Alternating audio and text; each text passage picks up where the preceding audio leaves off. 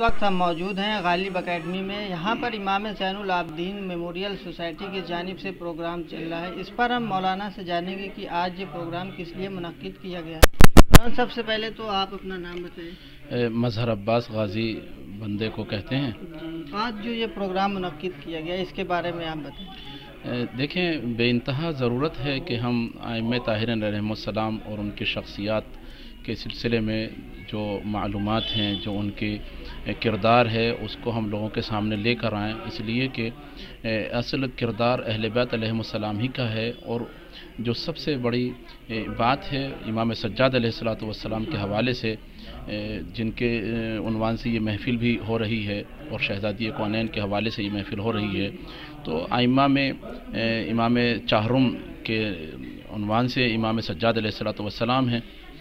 और आपने जो कारनामा अंजाम दिया है वो इतना अजीम कारनामा है कि करबला के बाद ख़ास तौर पर अगर देखा जाए आपकी ज़िंदगी को, तो जिस कस्मा पुरसी में और जिस परेशानी में और जिस मुसीबत में आपने ज़िंदगी गुजारी, उसके बावजूद जो आपने वो सहीफ़े सज्जादिया, जिसे ज़बूर आले मोहम्मद अलैहिस्सलाम भी कहा जाता है, उसको आपने पेश किया लोगों के सामने।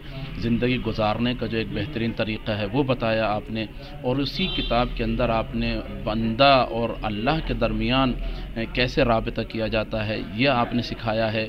और फिर इसके बाद ख़ुद लोगों को ज़िंदगी गुजारने का तरीक़ा बताया है, हुकूक़ बताए हैं लोगों के कि भाई किस का हक़ किस तरह से है, बंदों के हुकूक़ क्या हैं, बंदों के आपस में हुकूक़ क्या है, बंदे का हक़ अल्लाह पे क्या है, अल्लाह का हक़ बंदे पे क्या है, ख़ानवादे का जो हुकूक़ हैं उनको किस तरीक़े से है। तमाम बातों को इमाम सज्जाद अलैहिस्सलातु वस्सलाम ने उस किताब के अंदर जो है बयान किया है। तो इस उन्वान से ज़रूरी बनता है कि हम वक्तन फ़वक्तन आइम्मा ताहिरीन अलैहिमुस्सलाम की ज़िंदगी के हवाले से और उनके किरदार के हवाले से गुफ्तगू करें और लोगों को आपकी मारिफत कराएँ, लोगों को रोशनास कराएँ उनकी ज़िंदगी से, ताकि आप हज़रात की ज़िंदगी के मुताबिक इंसान ज़िंदगी गुजार सके और उस ज़िंदगी को गुजार कर दुनिया और आखिरत में सुरखरू हो सके। ये इमाम सज्जाद अलैहिस्सलातु वस्सलाम के हवाले से यहाँ खुसूसी प्रोग्राम हो रहा है।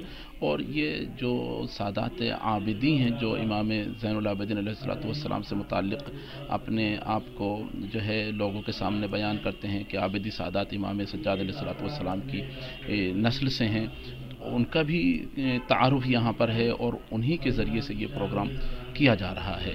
हमारे साथ बात करने के लिए मौजूद हैं कश्मीरी गेट के इमाम मोहसिन तक़वी साहब। आज हम इनसे जानेंगे इमाम ज़ैनुल आबिदीन मेमोरियल सोसाइटी की जानिब से जो प्रोग्राम किया गया है इसके बारे में क्या कहना चाहेंगे, जो आज प्रोग्राम मुनक्किद किया गया इमाम ज़ैनुल आबिदीन के ताल्लुक़ से। देखिए, आज जो ये प्रोग्राम हो रहा है और जिन हज़रात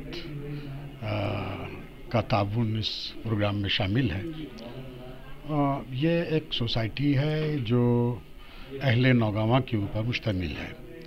बहरहाल जनाब इमाम ज़ैनुल आबिदीन अलैहिस्सलाम की औलाद होने की बिना पर ये सोसाइटी वजूद में आई थी और इमाम की सीरत के मुताल्लिक़ और कारनामे इमाम के मुताल्लिक़ ये एक प्रोग्राम हर साल होता है। कोविड की बिना के ऊपर ये प्रोग्राम ज़रा ताख़ीर से हो रहा है।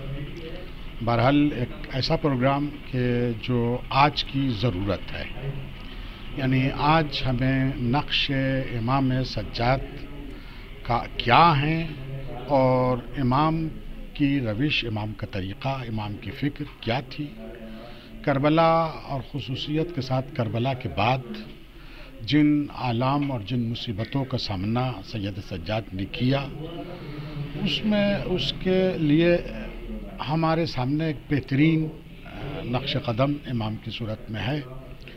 और मैं समझता हूँ कि ये चीज़ हम सब के लिए एक बहुत अहम और ज़रूरी चीज़ है।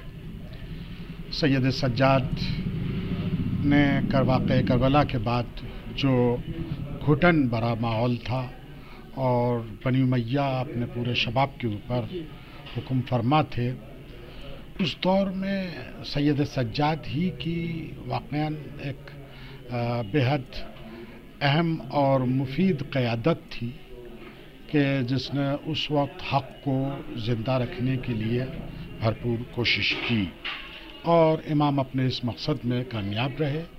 امام نے ظاہراً جو طریقہ کار اختیار فرمایا وہ آپ کا دعاؤں کے ذریعے میسیج دینے کا پیغام۔ ظاہر ہے کہ اس دور میں امام تقریریں نہیں کر سکتے تھے، اس دور میں امام کوئی کالج، کوئی مکتب، کوئی مدرسہ قائم نہیں کر سکتے تھے۔ امام نے لوگوں کو اپنی دعاؤں ہی کے ذریعے سے ان کی خرابیوں اور ان کی برائیوں کی طرف متوجہ کیا، اور امام اپنے اس مقصد کے اندر کامیاب رہے۔